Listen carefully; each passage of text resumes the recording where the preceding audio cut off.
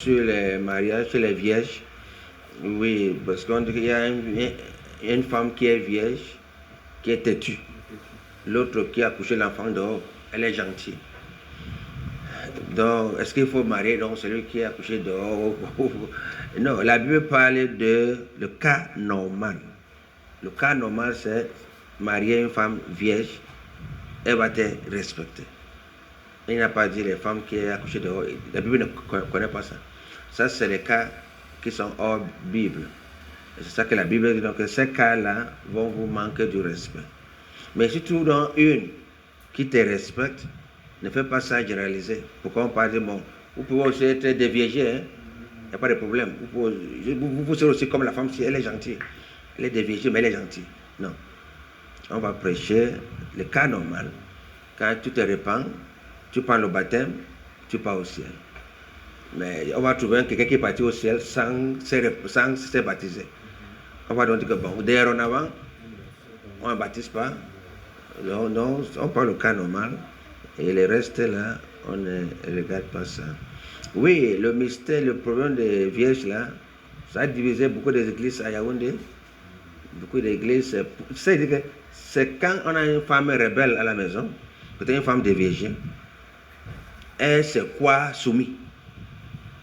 N'est-ce pas? Hein? Est-ce que frère, je ne suis pas soumis? Donc, tu veux que dis-moi la vérité, tu veux que le frère dise que quoi?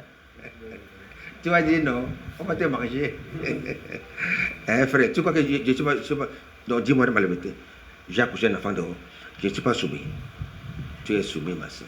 Pourquoi le pasteur dit des conneries comme ça là? Quoi? Parce qu'on a cogné. Ça l'a touché. Elle n'est pas soumise. Elle veut te forcer pour que tu acceptes. Parce que si tu dis non, tu es mort. Tu es obligé de dire qu'elle est soumise. Donc, c'est ça dans les cas. Ce sont des vérités. Mais ce qui est clair, c'est que avec le temps, comme elle veut te forcer que tu dis qu'elle est soumise, on saura. C'est quand tu attaques la parole encore, ça c'est grave. Dieu va la pousser dans la doute. La Bible dit quand tu n'obéis pas, il pousse. Maintenant, tu vas aller voir la grossesse. Le jour le passé vient à la maison, c'est quoi? N'est-ce pas la sœur est partie porter la grossesse dehors? N'est-ce pas, c'est toi qui disais que les vierges sont soumis. Dieu fait ça pour te montrer ton erreur que tu veux. Quand Dieu a parlé, tu ne veux pas accepter. Tu poussais. C'est parce que, Frère Branham nous a dit, quand on prêche l'évangile, ça t'énerve. La chose est là. Frère David est un bandit. Il vole partout, il vole les choses des gens. Mais tu veux que le pasteur te dit. Il m'appelle voleur. D'abord, je n'ai pas parlé à l'église. Là, ça veut dire que la chose est dedans. Si ton cœur est innocent, ça ne doit pas te gratter. C'est le prophète qui nous a fait voir ça. Quand ça te gratte, ça veut dire que la chose est dedans. L'orgueil nuit d'une vision anti-scripturelle, mais celle qui découle de la parole vous rendra humble. L'orgueil nuit d'une vision anti-scripturelle. Ça veut dire quoi? Si vous prêchez pour de l'argent, vous ne le ferez pas longtemps avec l'onction de Christ. Okay? Si votre ministère c'est l'argent, ça va pas aller loin. Donc que votre ministère soit sous l'onction. Amener les gens à recevoir le Saint-Esprit. Pas l'argent, ça va pas aller loin. Quand l'argent va fuir, le ministère va s'arrêter. Les prédicateurs intellectuels ont peur de la confrontation et de prendre des décisions. Donc un pasteur qui connaît l'école, il a peur de confronter encore un démon, il a peur. Il ne connaît pas prendre la décision. Un faux prédicateur est celui qui se tient derrière la chair en vue de critiquer un autre. Il ne peut prendre position pour celui qui est dans l'erreur. Donc, quand on entend un prédicateur faux, celui qui critique l'autre.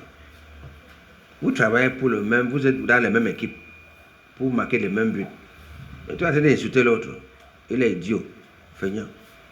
Donc c'est un faux prédicateur. C'est pas parce qu'il ne prêche pas bien. Il prêche bien, mais il ne travaille pas, il est faux.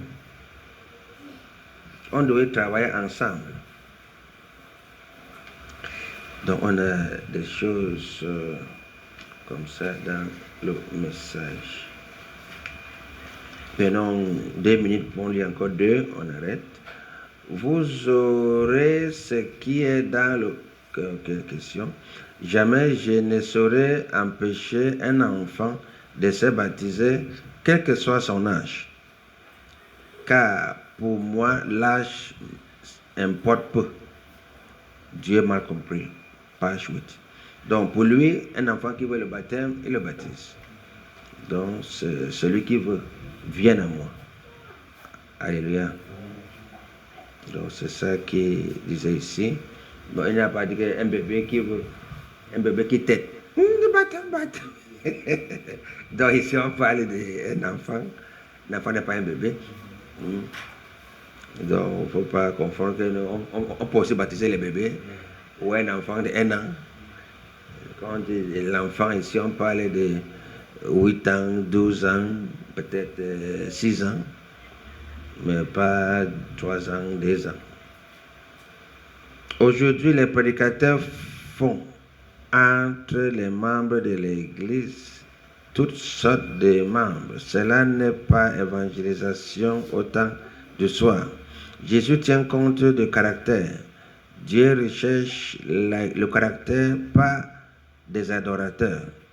Abraham avait rendu Eliezer responsable comme Dieu nous a rendus responsables pour nous les prédicateurs. Cherchez mon épouse. Donc Eliezer a été pour chercher qui? Rebecca. Chercher l'épouse. Donc nous aussi on cherche les membres qui vont aller à la recherche. Pas les membres qui vont rester à l'église pour chanter. Alors, c'est ça même le grand travail des associés, c'est d'aller à la recherche des âmes. Le pasteur vient le soir, oui, pasteur, j'étais au Yac, j'ai causé à trois hommes là-bas, et il est parlé de la parole, l'un était plein l'évangile, l'autre était catholique, l'autre était, ils ont dit que. Donc, les questions qu'ils vous posent, tu apportes le pasteur, te donne l'éclairage. C'est ça qu'on grandit. Donc, il ne doit pas rester, tu ne vas pas rester à la maison. Le grand travail, c'est dehors. C'est là où tu montres ton ministère. Aller garder les brebis dehors. Que les loups vont les déchirer. Tu interviens. Tu empêches le loup de les manger. Alléluia. Donc, c'est un peu cela. Chaque jour, doit avoir un temps d'aller évangéliser. Donc Dieu ne cherche pas les adorateurs, les églises remplies, les gens qui viennent chanter. C'est les gens qui peuvent chercher. Donc Eliezer a été appelé pour chercher. Il est parti chercher Rebecca et il l'a amené. Donc il y a la manière d'évangéliser. On va arrêter là. Maintenant, on